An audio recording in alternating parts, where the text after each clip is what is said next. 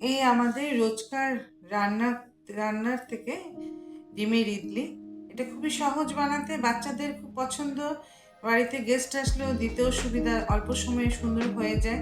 আজকাল বেশিরভাগ লোকে মিষ্টি খেতে চায় না, তো এরকম একটা যদি বানিয়ে দিই ভালোও লাগে, দেখতেও ভালো লাগে। আজ আমি বানাবো ডিমের ইডলি। ডিমের ইডলি বানাতে লাগছে ডিম, পেঁয়াজ, লেটুস পাতা, শসা, কাঁচা লঙ্কা, টমেটো। এবার আমরা এরকম একটা বাটি নিব। বাটিতে এইভাবে সাদা তেল দিয়ে পুরো বাটিটাতে এরকম করে লাগিয়ে নেব। লাগিয়ে নেওয়ার পরে আমরা এটার মধ্যে ডিমটা ঢেলে দেব। ডিমটা দিয়ে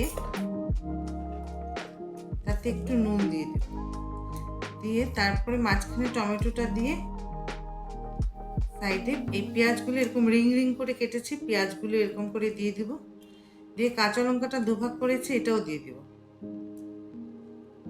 হয়ে গেল, এটা এখন রেডি রান্নার জন্য।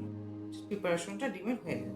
তারপর কুকারে এরকম এক বাটি মানে 150 থেকে 200 গ্রাম জল দিয়ে এই বাটিটা, ডিমটা রেডি করেছিলাম যে বাটিটা, এই বাটিটা দিয়ে দিলাম।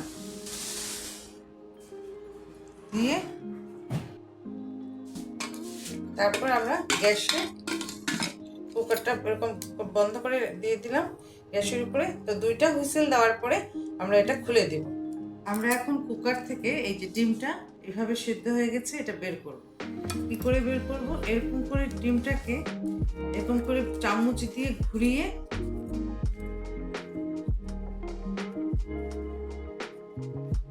এভাবে উঠিয়ে দিয়ে দিলাম।